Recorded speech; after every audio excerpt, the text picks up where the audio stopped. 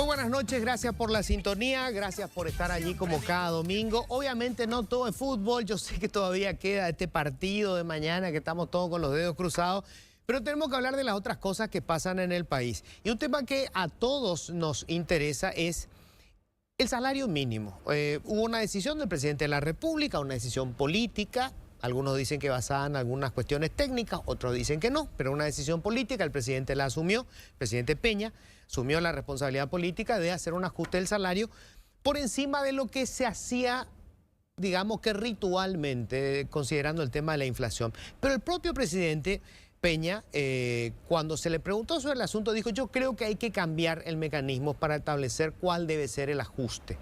De eso vamos a discutir esta noche. ¿Cómo habría que hacer para fijar un precio? Es muy frío a veces cuando lo decimos así, pero bueno, en el mercado es un precio, el del salario, que sea razonable. ¿Cuál debería ser? Antes de contarles ya con quién estoy en la mesa, un comentario breve.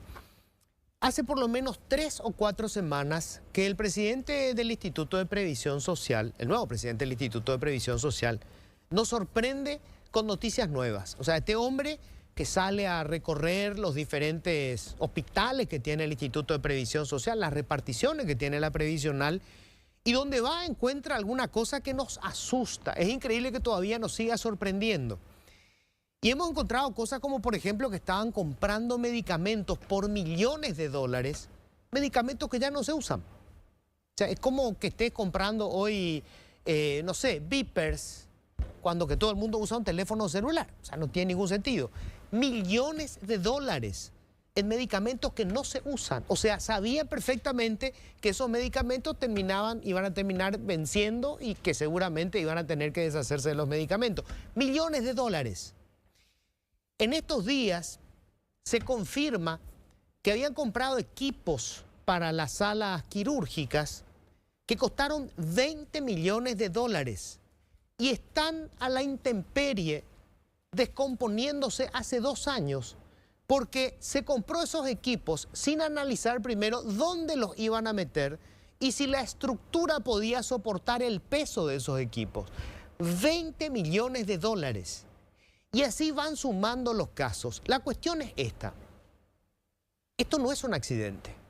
Obviamente puede haber negligencia, puede haber ineficiencia, pero cuando hablamos de 20 millones de dólares, cuando hablamos de 7, de 15 millones de dólares, esto no es un accidente.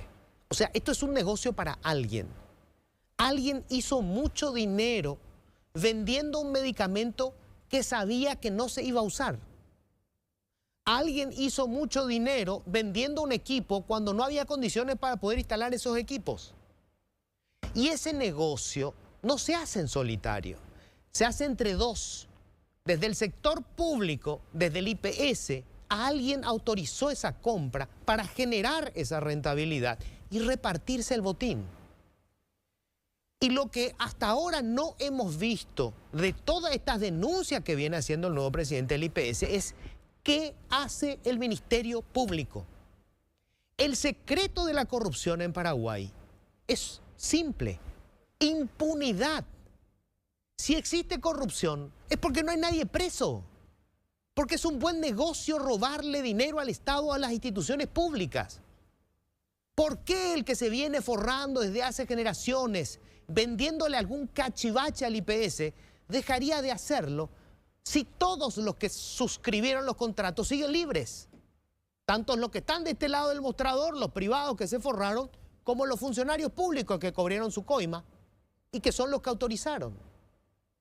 Bien lo que hace el presidente del IPS, sí, pero queremos gente presa. Queremos que los delincuentes que robaron con ese tipo de negocios y que le terminaron costando la vida a un montón de aportantes al IPS, terminen tras las rejas.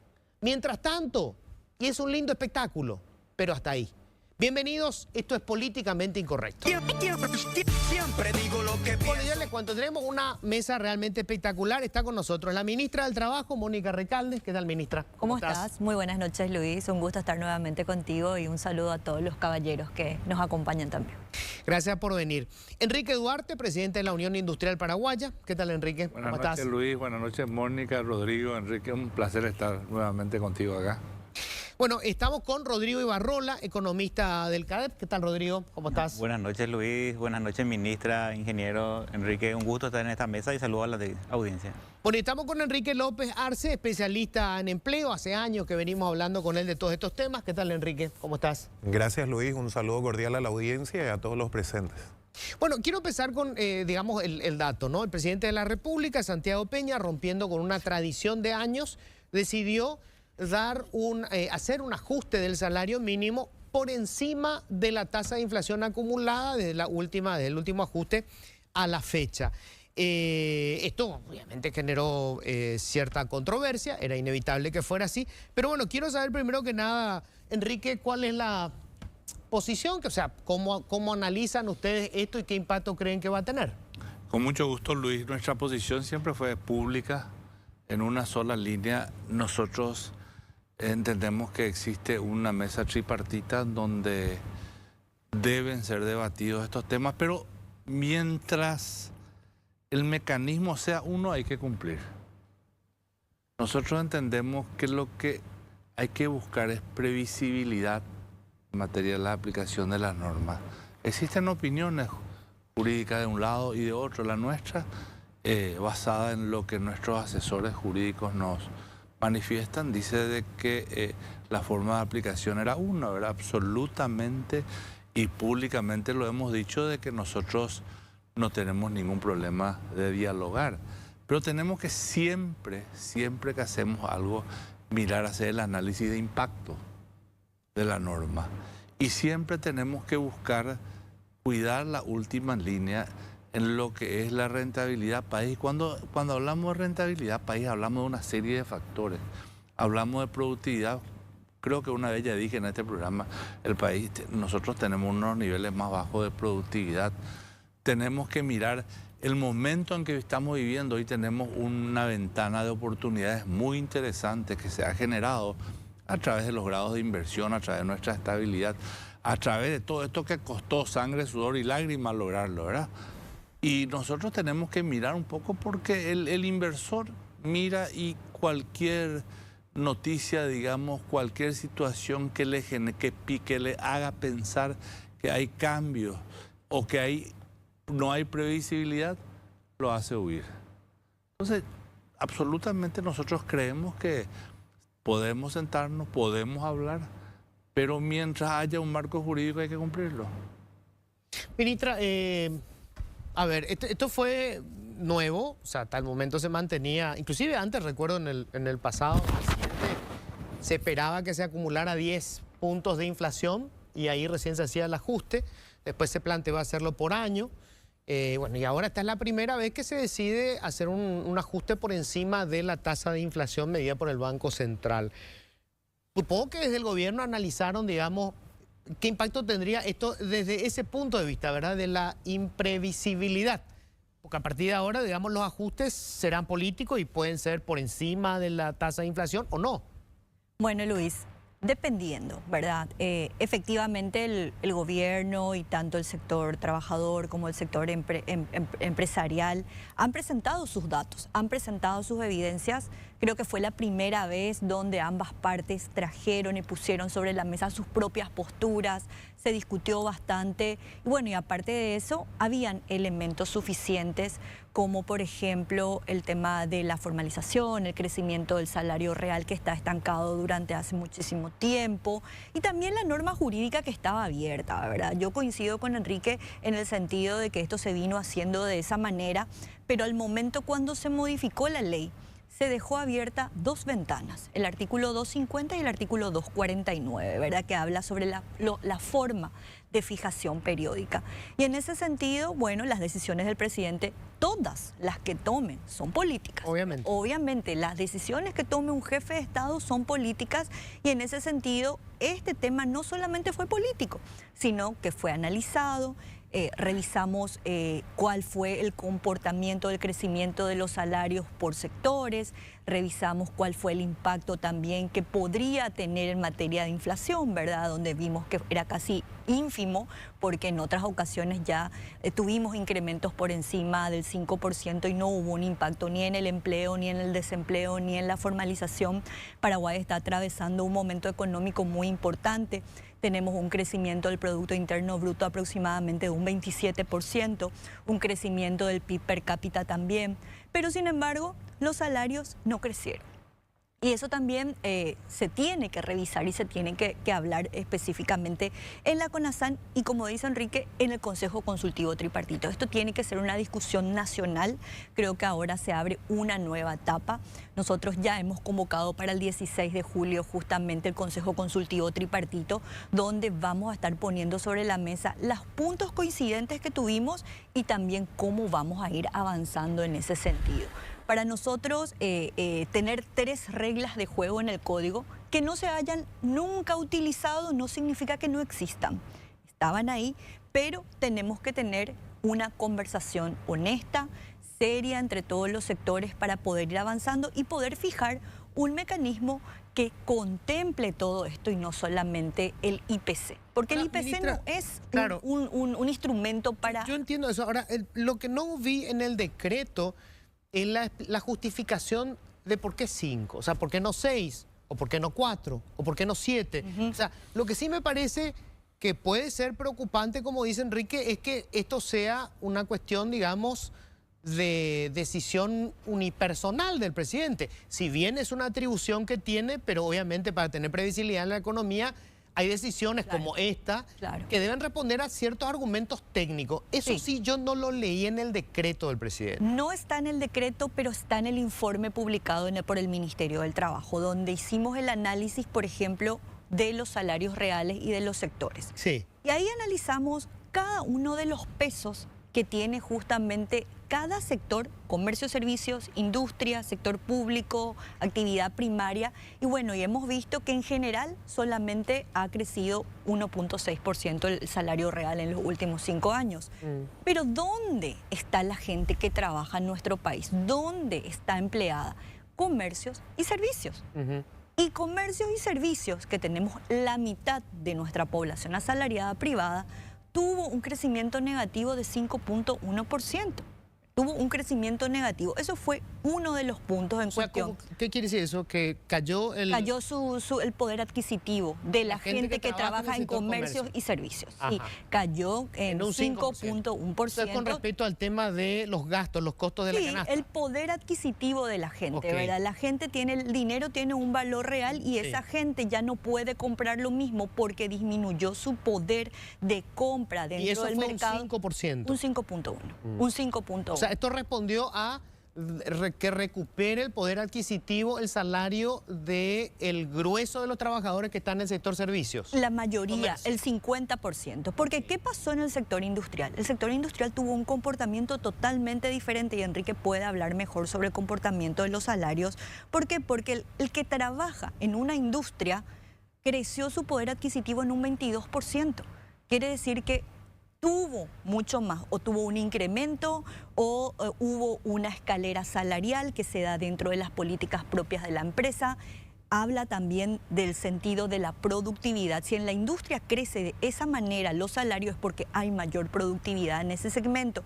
Pero en el sector servicio no podemos hablar propiamente de productividad porque tenemos un bajo nivel. Pero no podemos descuidar porque ahí se encuentra la población que gana salario mínimo, que está en el tope del salario mínimo. Ahora, también debe ser la gente con menos formación. O sea, También. obviamente en el sector industrial vos necesitas gente con una determinada formación. Exactamente, ahí encontramos gente de baja cualificación, ¿verdad? Gente de baja cualificación que capaz nunca sea de alta cualificación, ¿verdad? Ahí tenemos que establecer otro tipo de políticas, pero también incentivos hacia qué modelo del sector comercios y servicios queremos apuntar. Hoy es solamente compra, venta. Eso no te da mucha productividad. Pero en un corto, mediano o largo plazo tenemos que pensar qué queremos vender, qué tipos de servicios para que el salario real de estos sectores no siempre sea pegadito al salario mínimo, sino que pueda haber un mayor nivel de desarrollo. A ver, le quería preguntar a Rodrigo, porque hicieron varios estudios, entiendo, Rodrigo, sobre cómo impacta esto, ¿verdad? A ver, hoy el salario mínimo afecta a un cuarto de los trabajadores, ¿verdad? Sí, aproximadamente Menos. a un 356.000 personas Que aproximadamente. sería más o menos qué porcentaje del total de la gente que trabaja. Sería 22% más o menos. O sea, menos de un cuarto. Sí. Menos de un cuarto, ok. Si solamente menos de un cuarto está atada directamente al salario mínimo, ¿cómo impacta un ajuste en el ingreso promedio de la mayoría de los trabajadores? Bueno, por lo general, esas son las personas que están afectadas directamente, los que Sí. ganan directamente el salario mínimo. Luego tenés los que están por debajo, los jornaleros también, y los que están por encima. Este efecto que tiene normalmente el salario mínimo se le llama el efecto halo, el efecto faro, que también afecta a los que están por debajo y por encima ahí inmediatamente, ¿verdad?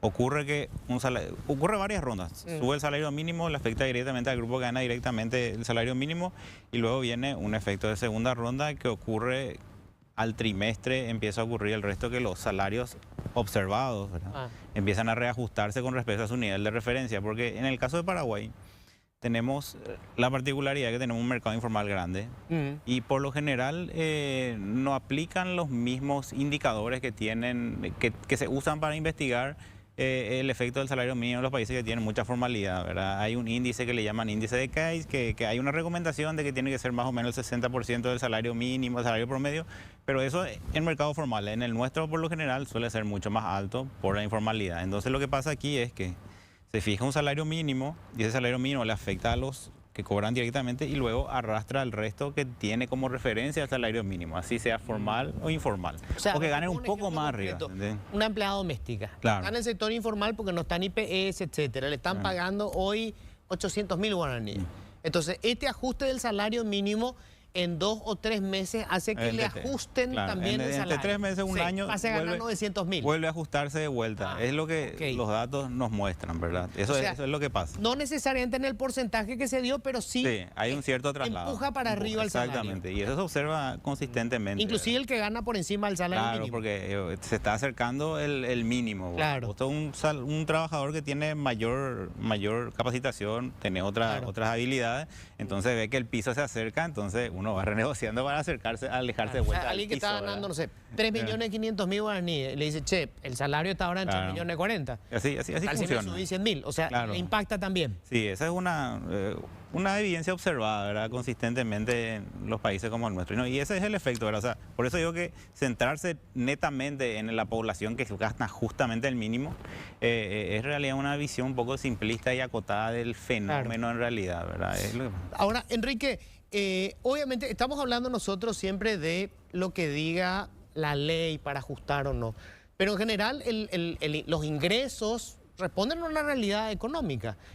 ¿Cuál es nuestra realidad? O sea, ¿por qué los salarios son bajos? Recién decía la ministra, el 50% de los formales están en comercio y servicios, que no es que puedan tener un incremento muy importante de su nivel de productividad y que además le resulta muy fácil. Si un empleado quiere ganar más, le digo, ok, te vas, y hay un montón de gente que va a querer entrar porque no requiere mucha formación. ¿Cómo se enfrenta a ese fenómeno? Bueno, hablemos de nuestro ecosistema laboral. Nosotros tenemos 3.382.000 dentro de lo que se llama la fuerza de trabajo. Tenemos 3.204.000 ocupados. 171.961 personas buscando activamente empleo.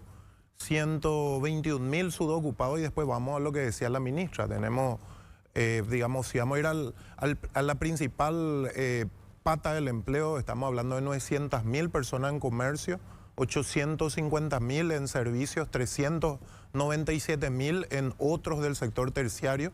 En el campo, en el sector primario, tenemos 430.000. En el sector secundario tenemos 279.000. Y en la industria, y hay que decir que los mejores salarios están en la industria, necesitamos más industrialización, tenemos aproximadamente 359.000 personas. Tenemos 1.370.000 asalariados privados y 234.000 asalariados públicos, 185.000 empleadores o patrones, 960.000 cuentapropistas. Ahí está nuestro gran desafío. Tenemos 219.000 personas. El grueso son cuentapropistas. El grueso son, y no es lo eso, Luis, sino nosotros nuestro problema más grande, y yo quiero hacer un análisis un poco rápido, nuestro problema más grande, 219.000 en el sector doméstico, es que estaba mirando los últimos números, en el INE salió el último número de la ocupación informal, ¿verdad? Nosotros estamos creciendo inclusive, los números que dio la ministra son correctos, teníamos, o sea, 2 años atrás teníamos menos personas ganando el salario mínimo, aumentó, ¿verdad? Hoy tenemos aproximadamente un poco más de 300.000, pero también aumentó la gente que no llega al salario mínimo por nuestro tipo de informalidad. Yo le escucho a Rodrigo y yo creo que sí eso ocurre, pero no tanto en la informalidad. O sea, uno de los grandes desafíos que tenemos, y eso no está pasando, nosotros trabajamos directamente con 500 empresas más o menos. Hoy lo que ocurre es que todos los supervisores que están cerca de los 3,5 millones, 3,200,000, están renegociando. Aquel que no mejore esos salarios, y ahí sí ocurre, va a cambiar de empresa, pero no en la informalidad. O sea, el informal no funciona así, por lo menos es lo que vemos en 30 años estudiando el tema del empleo. Y yo creo que la decisión del 5%, sí yo veo, nosotros no conversamos con la ministra, pero sí hicimos nuestros cálculos sobre la canasta, ¿verdad? Cuando uno mira países como Argentina, por ejemplo, no solamente tiene el IPC, tiene también una canasta básica, que es interesante para mirarlo como nuestro modelo, no digo que sea el correcto, pero analizarlo. O sea, tiene el IPC y tiene una canasta básica, que es lo que criticamos nosotros de siempre, y tiene unos factores macroeconómicos donde ahí entra, por ejemplo, el PIB. Miremos el tema de Brasil, ¿verdad? Dentro de esa canasta básica, cuando nosotros mirábamos alguna canasta, porque depende de qué metiste en tu canasta, veíamos que el 5% era lo menos que subía. Entonces, cuando sacó el 5%, yo creo que todos consideramos, por lo menos lo que analizamos desde antes del 2016, no queremos más de las huelgas generales que paraban todo el país. Entonces, una paz social tenía que haber.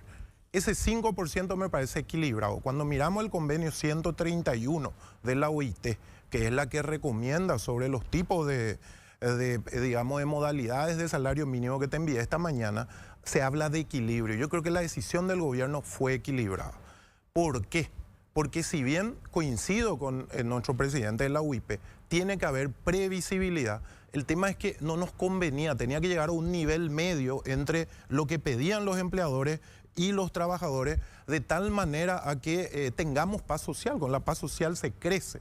Ahora, con relación al tema de los inversionistas, yo analizo siempre, ¿verdad?, los aumentos en todos los países, y los inversionistas evidentemente sí. Paraguay es uno, con este 5%, sigue siendo uno de los que menos aumentó el salario mínimo. O sea, hablamos de México, un 12%, Perú un 10,2%, Bolivia un 10%, Ecuador un 9,6%, nuestros vecinos de la región nomás, Brasil aumentó un 6,9%, Uruguay un 6% y nosotros estamos en un 5%, y Argentina un 1,8%. Ahora, ahí viene un poco el debate que plantea el propio presidente Peña, ¿verdad? ¿Cuál debe ser el mecanismo para ajustar el salario? Que se respete siempre, que no dependa, porque hoy podemos tener a un presidente Peña que, no sé, fue ministro de Hacienda y por lo tanto, digamos, entiende cuáles son los números que la economía puede soportar sin generar una fluctuación muy grande, pero mañana el presidente puede ser un presidente excepcional que sencillamente quiere un impacto político, y si él tiene la forma arbitraria de ajustar y si no hay una regla clara de cómo se hace el ajuste, bueno, eso pasa a ser imprevisible. Entonces, la pregunta, Enrique, es ¿cuál debería ser la fórmula que sea permanente en el tiempo para establecer un salario mínimo? Como no voy a darte nuestra opinión, pero antes te quiero decir de que, por ejemplo, recién Mónica dijo, presentaron las evidencias. Como está escrita la ley hoy, el Consejo Nacional de Salarios Mínimos, CONASAM, no es un lugar para presentar evidencias. Nosotros consideramos así y hemos, para ver si estábamos equivocados, hemos hecho la consulta jurídica al respecto. Dice, hay que analizar la variación, ver y elevar. Eso es lo que dice. Después otra cosa, nosotros siempre, nuestra conversación siempre fue seria y honesta. Esa es otra realidad. Sí, yo estoy de acuerdo. Hay informes publicados, informe. Nosotros, yo en un programa acá, si no me equivoco, hace unas 2 semanas, Luis, hablé de los informes país respecto a la pobreza, respecto al nivel de pobreza extrema, respecto a la composición de las familias, y una serie de factores que hay. Esta ecuación tiene muchos factores, ¿verdad? Y si nosotros vamos a hablar de lo que es el poder adquisitivo de la gente, no confundamos con lo que es el salario mínimo, que es una referencia. Si nosotros queremos, y celebro, ¿verdad?, los datos que están pasando, porque van a dar razón a lo que voy a exponer en este momento. Si nosotros queremos mejorar el nivel adquisitivo de la gente, si queremos tender hacia una mayor paz social, ¿qué es lo que tenemos que hacer? No vamos a solucionar con decretos ni con resoluciones. Vamos a solucionar generando empleos de calidad. Vamos a solucionar generando previsibilidad para la inversión nacional y extranjera, trayendo tecnología, produciendo con tecnología. Yo, por ejemplo, me duele escuchar que en el mundo de los servicios, por ejemplo, no haya mucha tecnificación, no haya niveles de formación de capital humano, pero yo no creo que sea así. Tenemos el caso, por ejemplo, de Nestlé, la multinacional Nestlé, que a través del régimen de Maquila hoy emplea a más de 1000 connacionales haciendo la gestión de logística en todo el mundo de la Nestlé. O sea, tenemos que trabajar en generar condiciones para que la inversión... Nosotros vamos a defender la industria porque, como una vez dije en este programa, la evidencia nos dice que el mundo desarrollado pasó del nivel de la producción primaria al desarrollo realmente a través de una fuerte industrialización. Y después otra cosa, si nosotros vamos a hablar de cuál es la realidad económica, tenemos que analizar todo. Hay muchas cosas en nuestra realidad económica hoy, y no es una crítica absolutamente ni a este ni a otro gobierno. Nuestro transporte público, comenzabas recién hablando de la salud, ¿verdad? Esas son realidades que afectan al ingreso.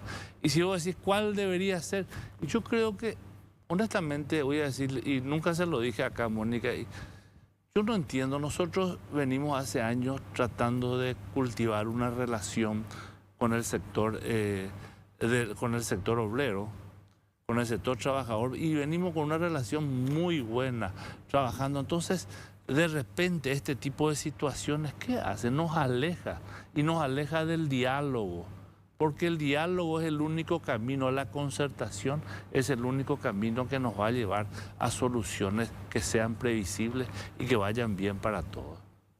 Nosotros, ¿cuál es el mecanismo? No sé, vamos a sentarnos. Si tenemos que cambiar, vamos a sentarnos. Bueno, pues, sentarnos y cambiemos la ley. Hay muchas situaciones. Yo también ya hablé contigo en este programa, ya una vez manifesté que hay otras situaciones que afectan al costo y a la productividad laboral. Hay mucha gente no quiere hablar. ¿De qué, por ejemplo? Y por ejemplo, el famoso tema que algunos lo llaman la estabilidad laboral, que no le beneficia a nadie, ni al trabajador ni al empleador, que son todas situaciones que hay que poner sobre la mesa. Muchos dirigentes gremiales hablan de conquista, pero ¿cuál es la conquista que le afecta a su gente? Entonces hay demasiadas formas de poder sentarnos y acordar una fórmula que le beneficie a todos, y sobre todo le beneficia al país, y sobre todo le beneficia a la reducción de la brecha social, Luis. Ministra, ¿cómo se plantea esto? A mí me preocupa esto. Cuando vos hablas en la calle con la gente, este crecimiento económico, ¿cómo lo siente?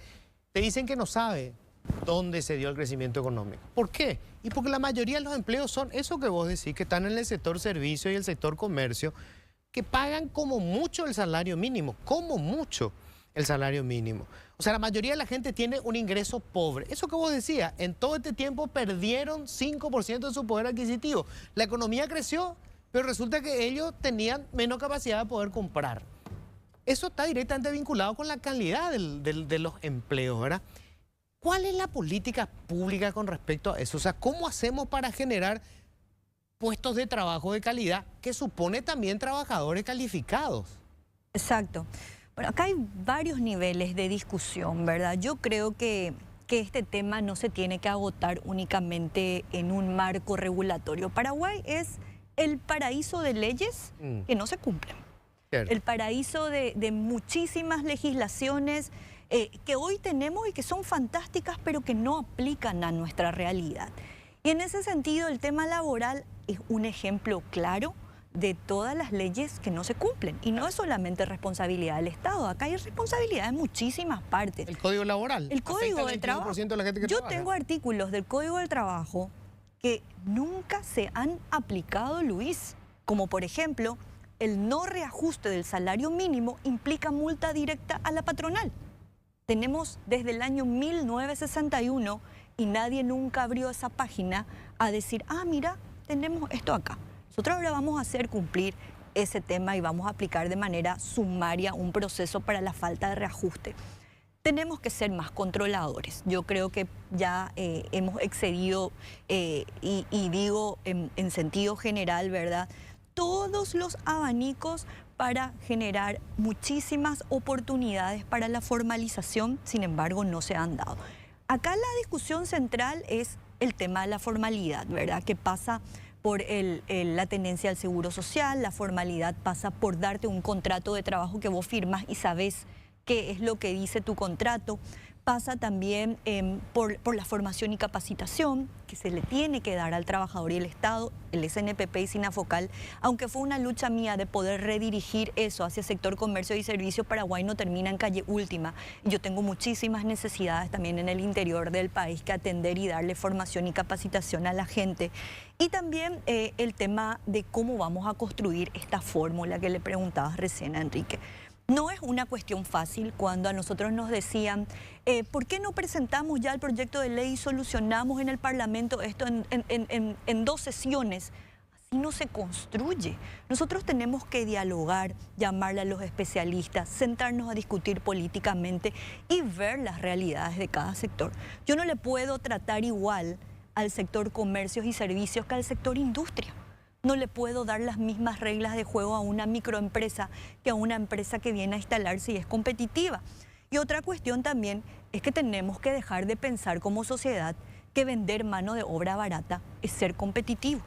Porque o si no, como decía Enrique, Paraguay no subió los salarios a los niveles que subió la región. Continuamos siendo competitivos incluso con este 5%. Entonces yo considero que en esta oportunidad tenemos que sentarnos y analizar con evidencias, porque o si no, vamos a continuar cometiendo errores de leyes que finalmente no tienen aplicabilidad en nuestro país y que después nos vemos en la necesidad de ir otra vez a cambiar, a reformar, y así no funciona realmente Hace una poco política se de sacó Estado. una ley para las microempresas para que se puedan formalizar, para que puedan aportar al IPS. Creo que vos misma me decías, ministra, hablando en la Teníamos radio. 0 Hasta ahora tenemos 0 contratos. microempresas que se hayan inscrito. Sí, O sea, al final es una ley que no sirve. sí.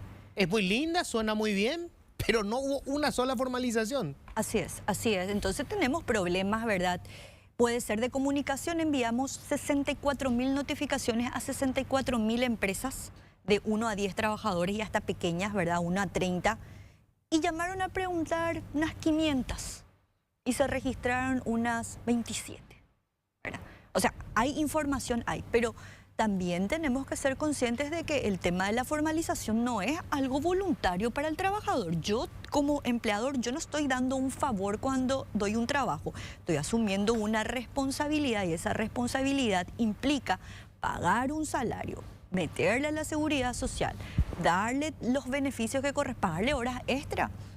Hablábamos, creo que en otro medio, ¿verdad? ¿Por qué no pensamos en el modelo de pagar y establecer los salarios por hora? Genial. Pero acá a mi trabajador yo le veo y me está trabajando 11 o 12 horas al día y se le paga ni siquiera se le paga un salario mínimo y no tiene IPS. Esas son las realidades que yo veo todo el día, ¿verdad? Las realidades que tenemos que sentarnos a debatir, a discutir, y es lo que siente la gente en la calle, ¿verdad? Cuando uno sale y habla con la gente o me escriben o nos encontramos en el súper, en el mercado, porque yo soy mucho de recorrer por ahí, la gente dice, ¿verdad? Nosotros no nos alcanzan, no nos pagan bien. Y el control es fundamental, Luis, es fundamental. Rodrigo, ¿Cómo se enfrenta este culebrón del tema de la informalidad? Porque claro, las leyes pueden ser muy lindas, ¿verdad? Pero al final, digo, si para una microempresa no es rentable formalizar a sus trabajadores, no lo formaliza o tiene 3, deja 1 y echa 2. ¿Cómo se maneja esto?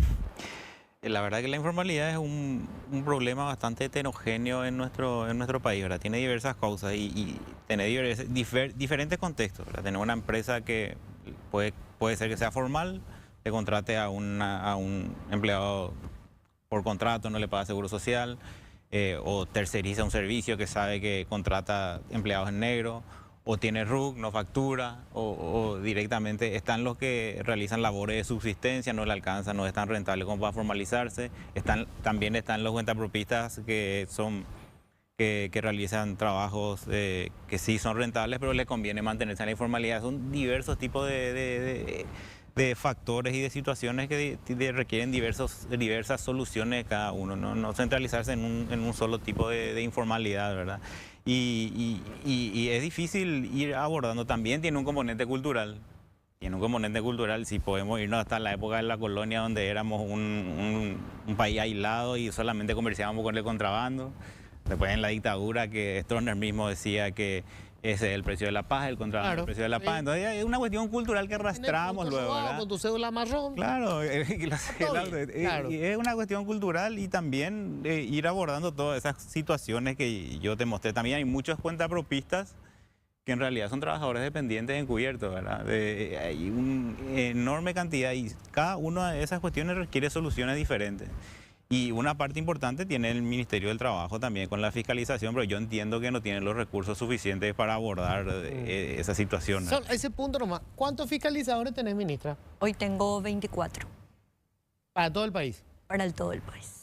No más preguntas, su señoría. 24 Entonces, fiscalizadores para ¿cuántas unidades de...? Y cuando empecé tenía 11 y Ok, hoy tengo duplicaste. 24. Pero voy a llamar a 14 más. Bueno. Claro, algunos Sí. requieren incentivo, otras empresas requieren incentivo, otras más control, ¿verdad? Y también abordar la cuestión cultural. Antes se decía que habría que simplificar la formación, los trámites para abrir una empresa y ese era el problema. Pero si uno va atrás, ve que hoy puede abrir una empresa si es que haces, por ejemplo, una EAS con una escritura estándar, te salen 72 horas, está formada tu empresa, pero de antes que éramos cerca de 75 días o más, ¿verdad? Sí. Y entonces nos vemos que haya disminuido Claro. demasiado la informalidad por eso. Entonces no es esa la cuestión. era la burocracia el Era la problema. burocracia propiamente. Podríamos ser mejores, más rápidos, eficientes, pero si ese fuese el problema, hubiéramos visto una reducción más marcada y no hay ahí, ¿verdad? Entonces hay que abordar de manera integral. Eso no podría decirte, esta es la solución. Hay diferentes situaciones que hay que ir viendo cada uno cómo solucionar, ¿verdad? Enrique, vos que sos un estudioso de la región, ¿hubo algún país que haya reducido de manera notable la informalidad? Porque esto ocurre de todos lados. O sea, yo estaba leyendo, la gente, no sé, en este país hay una cantidad de fanáticos de Bukele y de El Salvador, y El Salvador es un país más pobre que Paraguay, 68% de su población es informal y su ingreso más importante es la remesa que mandan los salvadoreños que están fuera de El Salvador. O sea, yo no sé si hay un país que haya conseguido con éxito reducir la informalidad. Y en la región no, Luis, es más progresión aritmética que geométrica, pero en el mundo sí. Y todo tiene que ver con la educación. Fíjate que los países que explotan en educación, caso de Singapur mismo, Corea del Sur y demás, en algún momento fueron tan informales o más que nosotros, más que México, que Bolivia. Y bueno, la educación cambia todo, Luis. Mira, yo te pongo algunos números para que entendamos un poco dónde está el problema. Y quiero coincidir con la ministra que esto no es menor. En el 2016 se aprueba la ley 5764. 10 años después, por primera vez vamos a sentarnos a debatir. Cuando todas las recomendaciones, vamos a irnos otra vez al Brasil. El Brasil cambia su metodología y dentro de su ley mete que cada 4 años tienen que estudiar porque necesitan lo que explicaba muy bien el presidente, ¿verdad? Necesitan previsibilidad y la fórmula matemática, la OIT recomienda en este convenio 131 tener fórmula matemática. Nosotros sí tenemos la fórmula matemática del salario mínimo del Brasil, que es justamente IPC T1 más PIB, pero ya está estudiado, como bien explicó Rodrigo, que el PIB impacta recién, o sea, un crecimiento del PIB no impacta automáticamente, Claro. lo impacta entre 1 y 2 años después, ¿verdad? Entonces es bueno tener. Yo quiero contar un poco, tenemos 663.000 paraguayos, estas son cifras del INE al 2025, que ganan menos de un salario mínimo. Tenemos 145.000 paraguayos que en dependencia ganan más de 3 salarios mínimos. Le tenemos que sumar nuestros empleadores o patrones, porque evidentemente, o sea, tenemos el 12% de nuestra población que gana más de 10 salarios mínimos. O sea, ahí está, necesitamos mejorar y aumentar la productividad, pero le tengo mucho miedo al tema de, digamos, de sumar directamente el PIB. Por eso me parece bien lo que dice la ministra y al caso Panamá. Pero antes quiero responderte, porque vos explicaste muy bien, nuestro problema es que tenemos 1.599.000 personas en microempresas. Hace pocos días fue el día de las MIPYME. Ese es nuestro principal error. Nosotros no podemos juntarle a las medianas con las micro. Deberíamos tener un viceministro de microempresas. Y cuando analizaba el INE entre las MIPYME, ¿qué porcentaje es microempresa? El 90%. Mira qué cantidad tenemos en Microempresas. microempresas. ¿Tienen hasta? Y bueno, depende de la facturación. Normalmente poca facturación y hasta 5 o 6 trabajadores. Y fíjate en esto, tenemos 368.000 personas en empresas de más de 51 trabajadores. La gran mayoría, las grandes, las industrias, necesitamos más industria, hay que fortalecerle a este señor. Y cuando él analiza, mira, yo te doy un ejemplo, el caso panameño. Panamá, para mí, un lindo modelo, por lo que explicó la ministra.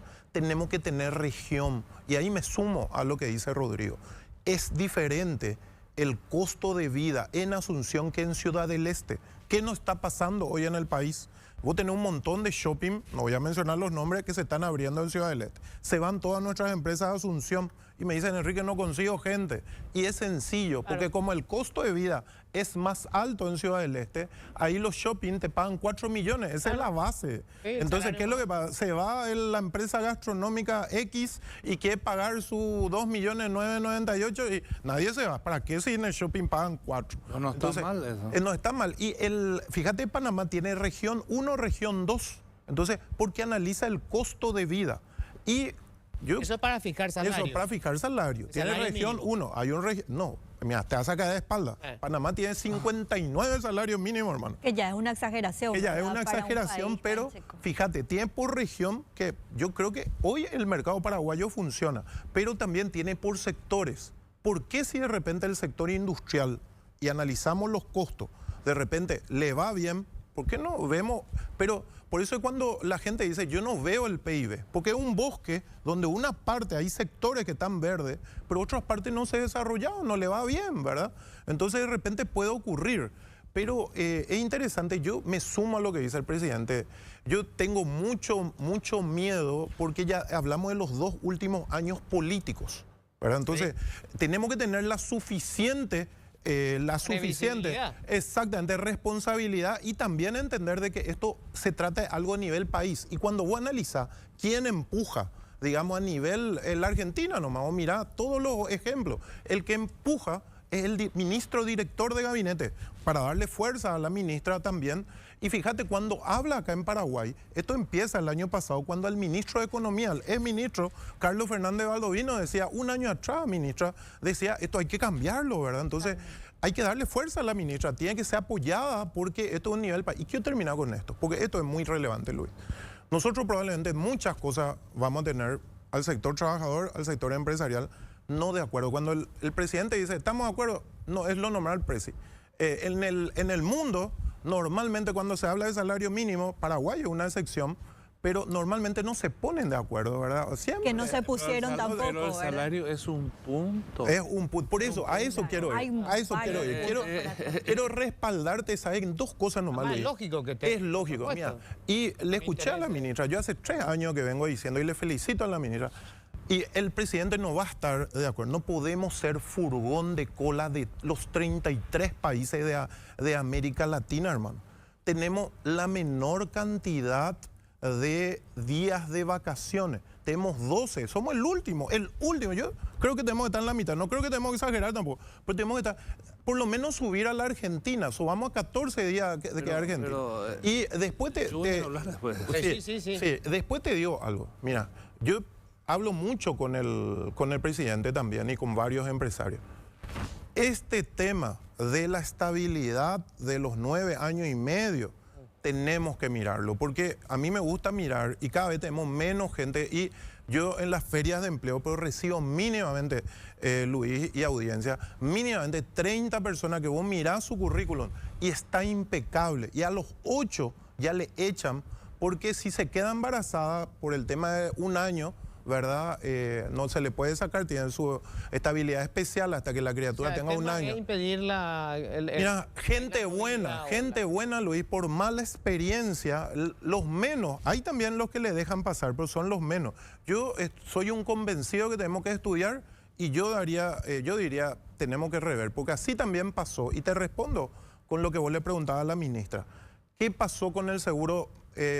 Con el salario mínimo doméstico. Cuando uno mira hoy los números, encontramos que en realidad fue contraproducente y la ministra habló y dijo, tenemos, pero ¿por qué, Luis? Porque yo creo que ahí estamos fallando como país, yo me incluyo, porque yo también como especialista en el tema debería influir.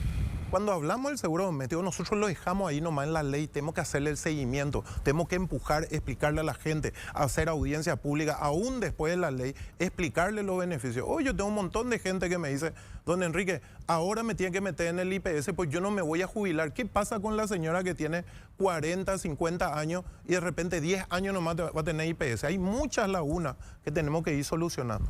Enrique, sobre el tema que planteaba... Mira, son muchos temas. Hay un tema también fundamental que planteó Mónica, ¿verdad? El tema del Estado Contralor. Yo creo que el Estado tiene que ser Contralor y me voy a referir y voy a... nobleza obliga a decir de que siempre Mónica y sus viceministros atienden esos aspectos, pero hay un tema cultural abajo. Yo creo que hay que controlar. Lo que no hay que hacer es cazar en el zoológico. A veces parece que siempre vamos, y vuelvo a decir, no, es una línea que se baja porque me consta, porque siempre los reclamos los hablamos, pero y al lado está la informalidad y no se ven. O sea, es como irte a un lugar y no ver lo que está pasando al lado. Eso no puede ser. Tenemos que... También los marcos jurídicos de aplicación voluntaria no sirven. Absolutamente no sirven y tenemos ejemplos, ¿no? El tema de las MIPYME está más que... Sobre el tema de las vacaciones, querido Enrique, yo no quisiera hacer comparaciones con la región, porque si voy a mirar Argentina, miremos cómo está Argentina. Si queremos mirar Brasil, miremos cómo está Brasil. Si queremos mirar Uruguay, miremos cómo está Uruguay. O sea, no hagamos un benchmarking porque ahí nos vamos al muere. Ahora, ¿qué es lo que pasa? Yo no tengo nada en contra de que analicemos, pero nosotros miremos, vuelvo a hablar, nuestra productividad. Ahora sumada, no tengo nada en contra tampoco. Los feriados nos afectan la productividad. Nuestra mediterraneidad es un costo país, hace que tengamos que luchar, en el caso de la industria, contra la industria de los países vecinos. Hace 10 años las góndolas de los supermercados tenían un 25% de productos paraguayos, hoy tienen 75%. ¿Qué queremos? ¿Queremos matar eso? No trabajemos, seamos más productivos y a medida que seamos más productivos, bueno, busquemos más beneficios. ¿Por qué baja nuestra productividad? Y miles de razones ahí, sobre todo por la movilidad. Acá pues el problema, es cierto, la educación es un problema, pero la seguridad jurídica, la ley es el otro problema. ¿Por qué? ¿En qué sentido? ¿Y por qué no se aplica? Recién decía justamente Mónica, ¿verdad? No se cumplen. Nosotros necesitamos que el imperio de la ley rija, que todos seamos iguales acá. Eso con respecto a tu competencia. No solo en eso, acá de repente yo escucho discursos de que dicen, no, tenemos que seducir a las pequeñas empresas para que entren en la formalidad. ¿Cómo vamos a seducir? ¿Cómo vamos a cuestionar el imperio de la ley? ¿Qué dice la Constitución Nacional? ¿O somos todos iguales o no? Yo te doy un ejemplo sobre el tema de la competitividad y los costos laborales que asumen algunas empresas y otras que la ponen a un costado, el tema de la terciarización.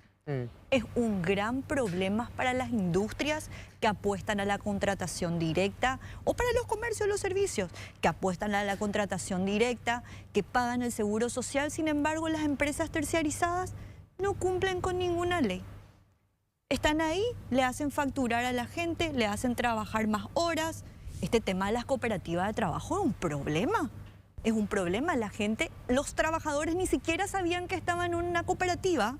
Porque pasa, ¿verdad? Y voy a levantar este tema, Enrique. Vos sabés, Enrique, ¿verdad? El trabajador se le contrata, firmó su contrato que ni le entregaron con una cooperativa que él ni nunca pasó por enfrente. Y cuando se va y reclama su indemnización, no, vos eras trabajador de cooperativa, vos no dependés de mí. Eso está mal. Está mal. Entonces, trabajador de cooperativa, no, explícame. Bueno, el tema de los trabajadores de cooperativa, tenemos una nueva ley que en el gobierno pasado se aprobó de temas de cooperativas de trabajo. Al trabajador de la cooperativa de trabajo se le quitó prácticamente todos los derechos. O sea, no tiene que tener IPS, es como si fuera que es un trabajador autónomo. Sin embargo, se usa ese contrato de trabajo para poder contratarle, estar en subordinación y no se le paga nada porque supuestamente está vinculado con una cooperativa. Y tenemos muchísimos casos de esa manera. ¿Eso es o no es competencia desleal? O sea, en realidad es una empresa privada que funciona como si fuera una cooperativa. Sí. No. La empresa privada funciona bajo su misma fachada. A ver, una empresa contrata un servicio de limpieza de una cooperativa de trabajadores. Le contrata directamente a un trabajador, a un grupo de trabajadores, por ejemplo, para el sector transporte. Había sido esos trabajadores, eran contratados por la cooperativa de trabajo. Entonces, hay leyes que han desvirtuado también la relación laboral y eso genera falta de competitividad y de competencia desleal, mejor dicho, entre las empresas. Entonces, cuando viene una empresa que se quiere montar y tiene que asumir muchos costos y la que está enfrente evade todas, porque tenemos una jungla de leyes, ¿verdad? Que tenemos que sentarnos también a discutir, Enrique, vos sabes bien, este tema de la terciarización es un gran problema país.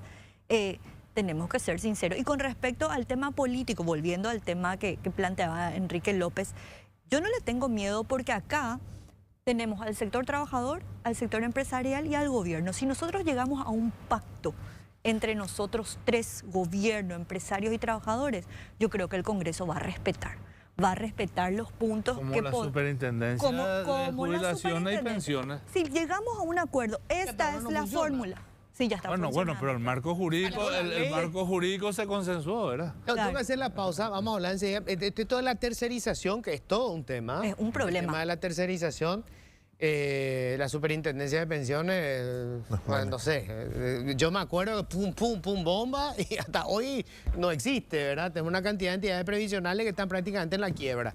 Pero bueno, el tema de la tercerización, que yo escuché muchísimas quejas. Porque, digamos, claro, una empresa, muchas veces las empresas lo que no quieren es tener, ¿cómo que le dicen esto? La carga laboral, ¿verdad? La carga laboral. Entonces, en vez de contratar al funcionario, que además con los años pasa a tener, digamos, o sea, como tiene antigüedad, tiene determinados derechos, hay una empresa, hay una tercera que contrata a esa gente. Y esa tercera normalmente no tiene controles. Pasó en el IPS, ¿verdad? Que pagaban a una empresa que hacía la limpieza, supuestamente cobraban 9 millones y ganaban menos del salario mínimo. Estamos haciendo las investigaciones nosotros. ¿Y cómo manejan esto? O sea, ¿qué tanto impacta este tema de las tercerizaciones? Los bancos, por ejemplo, creo que todos tercerizaron su servicio de contratación de personal. Sí, algunos tienen terciarizado, pero hay diferentes tipos de terciarización. Lo que utilizan los bancos es bastante claro, son a través de empresas reclutadoras que lo que hacen es reclutan la gente, le hacen el contrato y le derivan al banco. Y está establecido claramente las responsabilidades de las partes, pero hay otras que sin embargo utilizan esos servicios terciarizados, sin embargo están en subordinación, están cumpliendo una orden de un patrón, están usando el uniforme de esa empresa y en el contrato no se establece nada al respecto. Entonces, un problema, porque vos estás cumpliendo el mismo trabajo que yo, pero yo soy de segunda y vos sos de planta de la empresa. Entonces, la determinación de las responsabilidades son importantes y la mayoría de los casos, las empresas que terciarizan no le ponen IPS a su gente. Y por otra parte, también le hacen trabajar más horas. Entonces tenemos ese problema y surgen este tipo de inconvenientes en el momento de los despidos y los empresarios que usan este modelo tienen que saber que la responsabilidad es subsidiaria. No es que yo me desligo completamente de la responsabilidad porque le estoy contratando a un personal terciarizado. Yo también soy responsable ante ese trabajador en el caso de que no se cumplan las condiciones con la empresa contratista, ¿verdad? Entonces son situaciones que se dan, es una realidad para ahorro de los costes no laborales, para ahorro de la burocracia, ¿verdad?, administrativa, para ahorro de los costos también de la seguridad social. Entonces son modelos que se usan, pero está generando problemas sociales y problemas dentro de la empresa. Enrique, vos hablaste de la movilidad. ¿A qué te referías? La movilidad, no, bueno, hay dos cosas. Hay una cuestión que es la movilidad laboral y otro es que siempre digo que afecta al ingreso o al gasto del trabajador, que el transporte público. Sí, el transporte público. Claro, pero la movilidad laboral hoy se da, es una situación real. Y nosotros realizamos una encuesta, unos estudios al respecto, y vos sabés que el tema del transporte público hace a la movilidad laboral. Hoy el trabajador prefiere recibir un menor salario, pero estar más cerca de su casa. Cosas como esas. Y el otro motivo de la movilidad es el famoso tema de la estabilidad. Ese tema es delicado. Vos sabés que un chico comienza a los 25, 26 años, ¿verdad?, con su empleo, con técnico profesional. A los 9 años, generalmente la empresa lo despide. Llega a los 33, 34 años, consigue un nuevo trabajo a esa edad. Llega otra vez a los 9 años. ¿Y qué pasa? Acá Mónica va a aseverar eso. Después ya no consigue que se le contrate. O sea, pagó para la jubilación durante 18 años y después no consigue más trabajo. Sí, conozco muchos casos realmente. O sea, es un tema complicado. O sea, es un problema serio para el trabajador y un problema serio para el empleador. La estadística nos muestra eso. Acá nadie gana, acá solamente ganan, no tengo nada en contra de los abogados y cosas, pero solamente gana la estructura judicial. ¿Y por qué el empleador no quiere este tipo de cosas? No es ni por la indemnización que tenga que pagar o por un despido no justificado, sino que es porque una tercera parte viene a decirte lo que tenés que hacer, cuando dentro del marco jurídico se puede establecer con claridad cuáles son las reglas de juego. Pero acá, dale los datos, ¿es real lo que estoy diciendo o no es así? En los últimos 10 años, la cantidad de gente que llega o que pasa los 10 años, ¿verdad?, los 120 meses, los 110 meses, creo que son, ¿verdad? No, 9 años y medio realmente. Sí, 9 años y medio realmente, ¿verdad? Un poquito menos, ha disminuido casi en un 22%.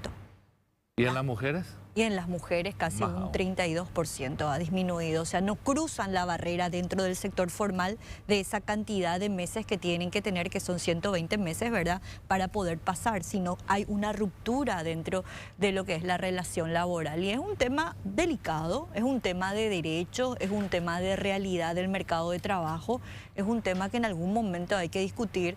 Yo creo que ahora tenemos ya, por ejemplo, vamos a hablar del salario mínimo.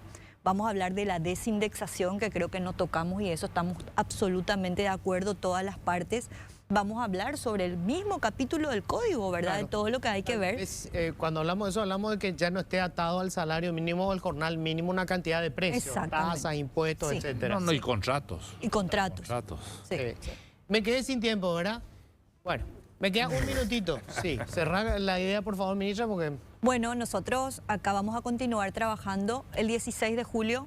el Consejo Consultivo Tripartito con una agenda bastante importante. Creo que va a ser el tema nacional, tema que nos va a convocar, y creo que vamos a tener unos desafíos importantes entre el sector trabajador, empresarial y gobierno para poder definir y llegar a un pacto real y un pacto que se respete. Algo corto, Luis. Sí, Lunes 5:30, partido de la albirroja. Por favor, así como le pedís que se queden a trabajar horas extras, dale la posibilidad que vean el partido. Trabajador contento produce más, gana puntos. Se va a poder recuperar. Bueno, Gracias. yo voy a estar trabajando igual, ¿eh? ¿Escuchaste, don Antonio? Bueno, gracias, Che. Gracias. Muchas gracias, gracias. El debate sigue abierto. Esto es clave. Pieza fundamental para construir una democracia sólida y desarrollo es el salario. Pausa, enseguida estamos de vuelta.